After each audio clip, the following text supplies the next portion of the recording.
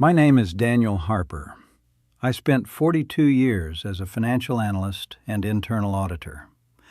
I reviewed a lot of numbers over those decades. I watched businesses succeed, and I watched businesses fail. Some failed because of poor management. Others failed because of fraud. But the cases that stayed with me were not the ones where the numbers looked bad. They were the ones where everything on the surface looked fine. The dining room was full. The staff was working hard. The brand was strong. And the bank account was quietly being drained. This is one of those cases. It involves a man named Anthony Russo and a restaurant he built from nothing. Anthony Russo was a chef by trade. In 2005, he opened a restaurant in Chicago. He named it Russo's Kitchen. Anthony was not a corporate executive. He was a man who believed in quality food and taking care of his guests personally. He built a 40-person staff over the years. Line cooks, servers, support staff. He treated them like family. By 2015, the restaurant had become a neighborhood institution. If you wanted a table on a Thursday night, you had to call a week in advance. Anthony had built something real. But the success came with a cost. He was managing the menus. He was working in the kitchen. And he was also handling the back-office paperwork. The administrative side of the business was starting to overwhelm him. On paper, the restaurant was doing very well. By the 10-year mark, it was generating close to $4 million in annual revenue. It had 2 dining areas and a fully equipped commercial kitchen. From the outside, it looked like a textbook example of a successful small business. But Anthony felt he had reached a ceiling. He could not manage everything on his own anymore. He wanted to bring in someone who could handle the financial and operational side of the business. In 2016, he met a man named Michael Bennett. Michael had a background in mid-market retail management. He talked about improving operations and managing supplier relationships more efficiently. He purchased a minority stake in the business. He took over the roles of CFO and COO. Anthony was relieved. He could go back to doing what he loved. He left the contracts and the accounting and the vendor relations to Michael. The first year of the partnership went smoothly. Michael installed new point-of-sale systems. He organized the filing systems. He seemed professional and capable. He showed up early. He stayed late. He always had answers ready. Anthony had no reason to doubt him. But about 18 months in, the tone of their monthly meetings began to shift. Anthony would look out at a full dining room on a Saturday night, every seat taken, expensive wine on the tables, strong service numbers, a line forming outside the door. Then, on Monday morning, he would sit down with Michael. Michael would look at his laptop and explain that it had been a difficult month. He would say the margins were tightening. He would say the restaurant was barely breaking even on dinner service. Anthony listened. He asked questions. Michael always had a specific answer. He would pull up a spreadsheet. He would point to a column. He would say the numbers were there. And Anthony trusted the numbers because Michael was the one who built them. This happened month after month. Anthony would finish a strong weekend and expect a positive report. Instead, Michael would find a new problem. One month it was the cost of produce. Another month it was a spike in utility bills. Then it was the linen service. Then it was the cleaning crew contract. The explanations were always reasonable. They were always backed by documents. And they were always delivered in the same calm and professional tone. Anthony started to feel like the restaurant was working against him. He was putting in the hours. His staff was performing well. The customers kept coming back. But the business always seemed to be one expense away from a tight month. He began to wonder if he was simply not cut out for the financial side of things.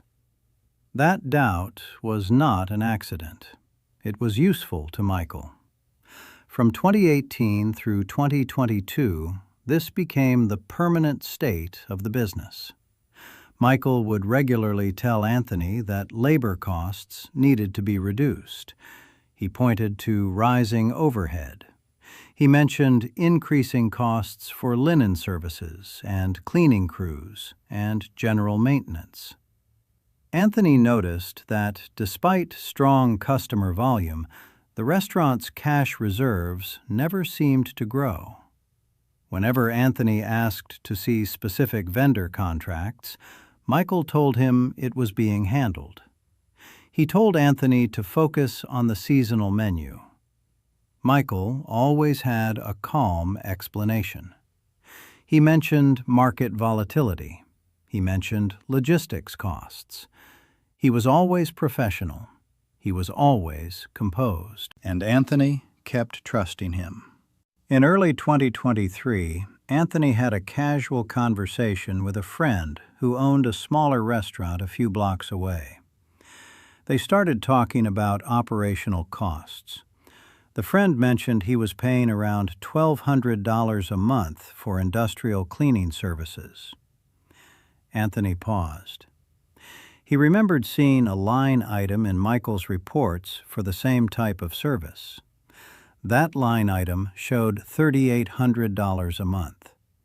He did not say anything to his friend, but something shifted in him that evening. That night, Anthony stayed late at the restaurant. He did not go to the kitchen. He went to Michael's office. He sat down at the desk. He thought about all the meetings, all the explanations, all the spreadsheets he had accepted without question. He realized that for 7 years he had been a partner in name only. He used his owner access code to log into the accounting software. He began pulling the last 12 months of vendor payment records. He did not stop there. He pulled 2 years, then 3. He printed everything. What Anthony found over the next 3 days had nothing to do with rising costs or market conditions. The restaurant was paying premium rates to 3 specific companies. One was called MB Property Maintenance.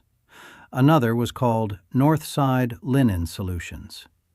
The third was called Apex Restaurant Logistics. Together, those 3 vendors accounted for nearly 20% of the restaurant's total expenses. Anthony searched the state's business registry. All 3 companies had been incorporated in 2016. That was the same year Michael joined the business. The registered agent for all 3 was a holding company. That holding company was owned by Michael Bennett. Michael had not just managed the restaurant's finances. He had made himself the middleman for every major service the restaurant used. He had created the vendors. He had signed the contracts on behalf of the restaurant. And he had been collecting the markups himself. The prices had been inflated by 200% for years. Anthony sat with that information for a full day before he made a move. He called his personal attorney. He organized the documents. He made sure everything was in order. Then he called a meeting for the following Tuesday morning, before the lunch rush, before the dining room filled up. He wanted it done quietly. Anthony called a meeting with Michael and his personal attorney the following Tuesday morning. He put the printed records on the table. He did not raise his voice. He did not make accusations. He simply placed the documents in front of Michael and asked for an explanation. Michael looked at the papers. He did not appear embarrassed. He did not appear nervous. He told Anthony that the contracts were valid. He said he was providing a managed service that saved Anthony the trouble of dealing with multiple vendors separately. He said the contracts were signed by him as an authorized officer of the business and were legally binding. He spoke as if this were a routine business conversation. Then he said something that Anthony never forgot. He said the restaurant is still standing. He said Anthony received his salary. He said he simply took his management fee through a different structure. It was a calm and deliberate admission. The partnership ended within 60 days, but the damage was already done. Because the contracts had been structured carefully on paper, the path to a criminal case was difficult and expensive. Anthony did not have the resources for extended litigation. To get Michael out of the business, he had to buy out his ownership stake. That buyout drained a significant portion of the restaurant's cash reserves. After Michael left, Anthony renegotiated every vendor contract. He found he could save $15,000 a month just by switching to legitimate suppliers. But to cover the costs of the buyout, he had to let go of 4 long-term employees, people who had been with him for years. Russo's Kitchen survived, but the success that customers had seen from the outside for 7 years had come at a hidden cost. I have seen variations of this situation many times over my career. We tend to assume that if customers are happy and the doors are open, then the business must be healthy. But customer volume is not the same as financial health. Anthony Russo built something real. He was a skilled chef and a generous employer. But he made a mistake that many business owners make. He delegated authority and then stopped asking questions. He trusted the reports instead of reviewing the underlying data. He assumed that a calm explanation was the same as an honest one. In a business partnership, trust is necessary. But trust without any form of verification creates a gap. And gaps like that can be filled by someone who knows how to use them. Michael Bennett did not need to take money from the register. He did not need to forge documents. He just needed to be the one who controlled the contracts. And he needed Anthony to keep looking the other way. When you stop looking at your own numbers, you are no longer running your business. You are just working in it.